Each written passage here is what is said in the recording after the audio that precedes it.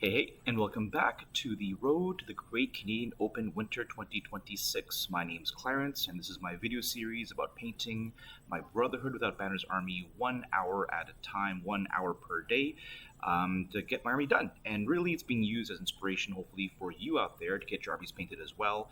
I think that to help this fabulous game succeed, we all need to get more painted armies on the table, and it can be quite daunting. So here's my series to hopefully help you with that. Now, unfortunately, I'm on vacation, or I should say, fortunately, I'm on vacation right now, so I won't be doing any painting videos for a little bit. But I am finding time between events to make some other content. So I've been doing some tier lists. I did a tier list on the 5 point units available to the Brotherhood of Banners yesterday, and today I'll be doing one on the 6 point units. So let's take a look. And as I mentioned earlier, I really feel like the 6 point units are going to be way more in use when you're using 8 activation lists that are 5 combat unit, 3 NCUs, or 7 activation lists where it's 4 combat units and 3 NCUs as well. And you can listen to my ramble about that in the last episode. So there's a lot of choices because not only does Brotherhood have their own options, they also have access to the Stark, Baratheon, and neutral options as well. The Stark and Baratheon options are more interesting because they are literally competing for the one slot available. So let's take a look. And again, normally I like 3 categories only for reviewing things. I think you're good, you're bad, or you're in the middle. But there's so many different units here that, let's see here, 15, 18 units that I think it's worth taking a little bit of more nuance to try and differentiate them. So I thought we'd start with the units that I think are the most usable, which are the long-range shooting units. And there's quite a few to choose from. So I'm just going to pull them up, and we'll talk about them. So we've got Brotherhood Archers. We've got Royal Lightbringers. We've got Stark Bowmen. And we've got Stormcrow Archers as the 6 point long-range units. Let's talk about their own unit, the Brotherhood Archers. Now, a typical Brotherhood faction, this is a very fragile unit with a 6+ save and 6+ morale. They have a decent shooting profile. At their highest attacks, it's 7 dice hitting on 3s. I believe it goes 7-6-4, but I'll have to double check that. But what you really get them for is 2 reasons. The main one, in my opinion, is their order where they can do a 3-inch maneuver if they're far from their opponent. I think more than short range away. I have to double check that. But that ability is really cool because it lets them spin around and pivot, which not all the other archers have access to. And it lets them play the range game very well because in a shooting match, you can shoot with the swords or your activation, and then before you get shot back, at the start with their activation, you can maneuver 3 inches backwards. It's kind of like a tactical reposition. So I think that rule is very, very good. So I'm going to rank them very, very highly. So I would say they're in the strong choice. It's really hard for me to not build a list without this unit in it.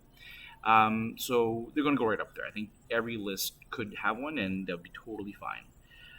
So Brotherhood Archers, making sure I'm not messing this up. Yeah, 7-6-4 hitting on 3s. Now, as an extra bonus, if you get flank shots, the attacks are also precision and vicious. That's nice too. And with constant maneuvering on your part, where you use the order, you will eventually get to the opponent's flanks. If you shift 3, shift 2, then next round shift 3, shift 2, take a horse, maybe march up with your card from the deck, you should be able to get some flank shots into your opponent. So really, really good unit. In particular, for any of these archer units, Hot Pie as an attachment is a very good option, since when they activate, he'll remove a token. Often people weaken archers, so do consider Hot Pie as an attachment choice. Now, compared to them, we've got the Brawler Lightbringers, who are very similar in a certain way. They have 7 attacks hitting on 3s, but what makes them different is they're quite tankier. They're actually the tankiest archers in the game with 4+ armor and 6+ morale. But what makes them special also is their rule where essentially their attack has vicious, and if the opponent fails a panic test, the fire spreads to a unit within 6, and they have to make a panic test at -2 as well. And this can be very, very strong, causing not just the physical damage, but also morale damage as well. So I rate this unit very, very highly, and if you're going to take a second unit of archers, I would say take these guys. So I don't think you need them in every single list, but I would put them at the top of usually good. You really can't go wrong with 2 units of quality archers. And then we have Stark Bowmen and Stormcrow Archers. Between the two, I would rank the Stark Bowmen as the worst. Um, their attack profile is fine. Sometimes hitting on threes, even when the second rank is good. Their rule is fine, where if you cause a wound, they become weakened. That is very good. But the problem with them is they're so squishy with their 6 plus armor and their 6 plus morale. So if you touch them, they explode. In a shooting match, they tend to go down, even with the weakened token. So I would rate them as the worst archers. Now, having said that, they're still archers, and they're still good, and they're still probably better than other melee options out there. So I'm going to put them under usually good. Like, if you own Stark Archers and you want to use them, they're not a bad choice to include. And I'm going to rank the Stormcrow Archers above the Stark Bowmen, but between the Lightbringers. Stormcrow Archers are generally just fine. You know, they're in fact a little bit better nowadays because if you control the bag, they have better armor and better morale. And controlling the different zones for Sundering, Rerolls, or a vulnerable token are good. If you have one of those zones, you shoot better than Stark Bowmen, generally speaking. And if you have two or three, you shoot quite a bit better. But it is zone dependent. So the opening of a round, for example, if they take the sword first and then you go next, you really tend to not shoot that great. So their power waxes and wanes depending on the zones. But because of their sturdiness and their potential for damage, I'm going to rate them above the Stark Bowmen. So that's it for the long range shooting. Let's talk about now the short range shooting, which comes in the form of the Thornwatch. So the Thornwatch are a really interesting unit. I really feel like they're also a skill cap based unit. So they have short range crossbows, 6 attacks with Sundering, which is good. I don't think they get rerolls because they're already 6 inches. And they have a decent melee profile, and they have a cool ability where they can attack, retreat, and heal. They are a little squishy with 5 plus armor, and I think morale 6. But the fact that they heal makes them better than the other squishier targets out there. Having said that, they are tricky to use. I don't know if there's a lot of inherent synergy in the Brotherhood faction itself for Thornwatch.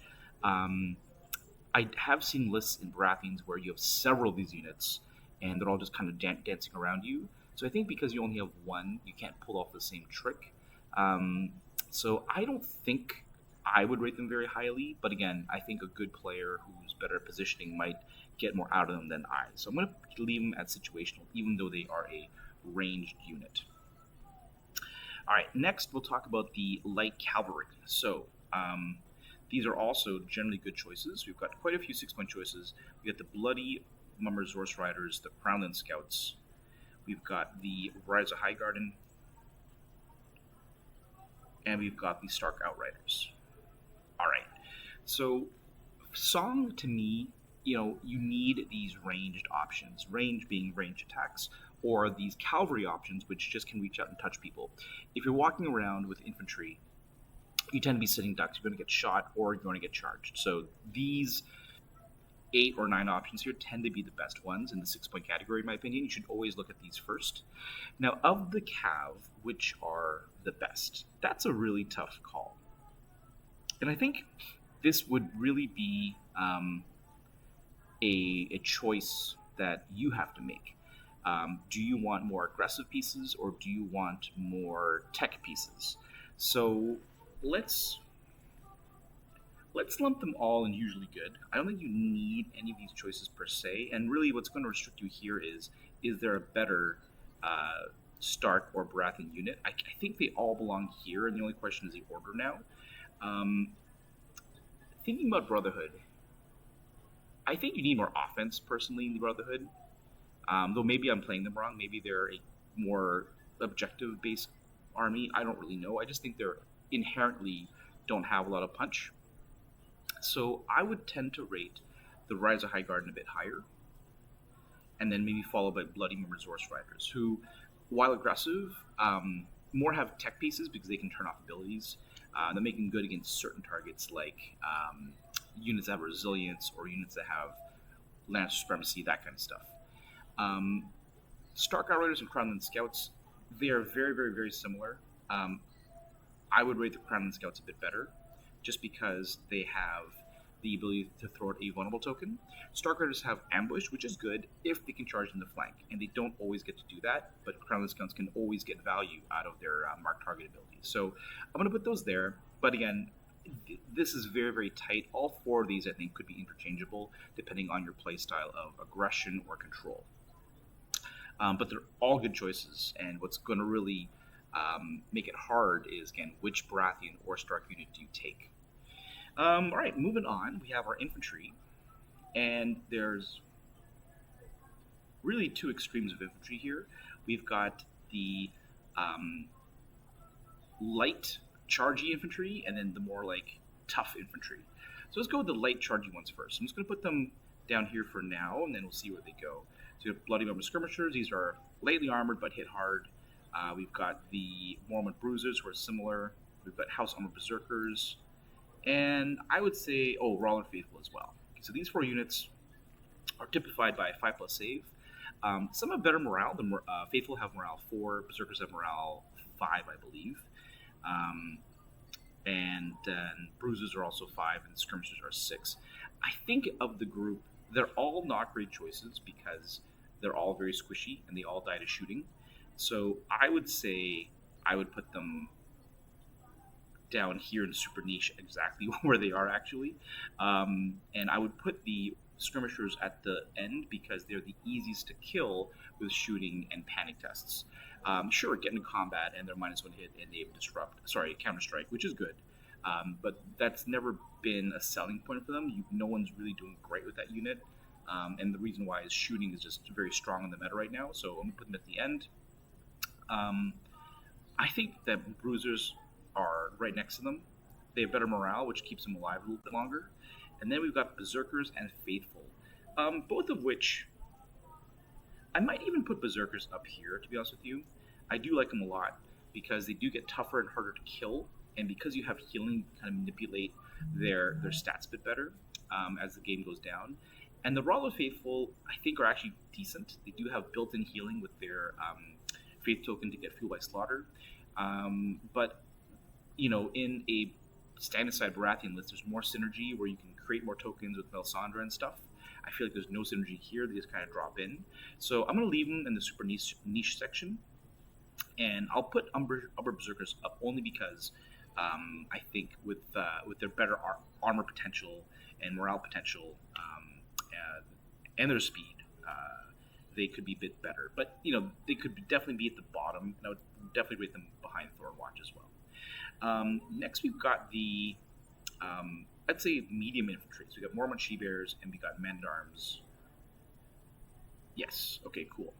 Now, I was looking over their stats, and, I didn't rate Men-at-Arms highly in my memory, and I was thinking about why. And really, their stats are good. They have decent stats, 4-up armor, 6-up morale. They always have critical blow. They could get +1 hit in sundering, and I think that's where they drop off for me, is that if your opponent does control the crown and you don't get +1 hit and you don't get sundering, they're pretty bad as a 6-point unit. So, I think I would rather have something that's more reliable. Are they better than these units that are squishier? I think so, because they're harder to kill. Are they worse than Mormont She-Bears? Mormont She-Bears have Warcry, which is throw out a token. That's a good ability. Is that better than Men-at-Arms? They hit worse than Men-at-Arms. Or do they? They both have critical blow. She-Bears, when they're missing a rank, get +1 hit, but no sundering. So, it's a tough one. I think these units are very comparable. Again, not a guaranteed token, but because tokens aren't guaranteed, I'm going to put them behind the Men-at-Arms because you may not get a token if they fail that morale test, and then you just have a worst combat unit. So I'll leave them there, but I'll leave them above these units, which are easier to kill. And lastly, we've got the tough infantry, which all have 3+ saves. And they're not going in the terrible choice section. I don't think any of these are really terrible choices. Bloody Mummer Skirmishers might be a terrible choice. But let's talk about the 3 here. So the thing for me is that I don't like these three choices, generally speaking, because for 1 point less, you could get wardens who have the stat you're looking for, the 3 plus save, 6 up morale, and I don't really care about the other rules. If I'm looking for a straight tank, so interestingly, these units all do different things, right? So the question is, do I value the Bolton Blackguard Horrific Visage? The answer is no, because there's no real way to benefit from that. Caitlin Stark has Bring Presence, but she also has Horrific Visage, so you wouldn't put her in this unit. So I'm going to say this goes at the bottom. And then between these two, I actually have a list with Breath and Halberdiers with Caitlin Stark, because I wanted a unit that would benefit from her rules of Horrific Visage and having ranks, because they're tough, but also benefit from the ability to charge with her Need for Vengeance card, which the Telluride Shields would not benefit from. This unit is tankier. This unit's more aggressive. So this could also be a flavor choice. What would you prefer? Would you rather a more aggressive unit or more defensive unit? So I'm not sure. I'm going to put the Bolton Blackguard behind the She-Bears in terms of use. And then the only question is, where do I put Halberdiers and Tully Sworn Shields? The Halberdiers, in my mind, because I've got an idea for them with Caitlin Stark, are going to go up here. They're going to go in front of the Berserkers. And then the Tully Sworn Shields as a tank unit, unfortunately, I just don't see myself using them. I will put them... I mean, they're really not that bad. Now that they can move 5 and they're still tanky, I'll put them above the Blackguard, but I probably wouldn't find them as useful as the potential Warcry or the general choppiness of the Men-at-Arms. So I think I'll drag down the Bloody Mummer Skirmishers down here. They're just a bad choice because we get shot and the rules are so niche. And I'll leave it like this. So that's how I feel. Left to right, and then is strength order. So Rollo Leoparders are the strongest to the right, and then Zorus Riders are 5th, if you want to read this carefully. So that's how I feel about the 6-point units. Let me know what you think. And let me know if you like this content. Let me know if there's anything else you want me to talk about while I'm away on vacation. I should be away for another 4 days or so. I've got a few more tier lists for the 7-point and 8-point units. And then beyond that, I'm not really sure. So let me know if you like what you see, and expect some mini content in about 4 or 5 days. Thanks, folks, and talk to you soon. Keep on painting, and see you next time. Bye-bye.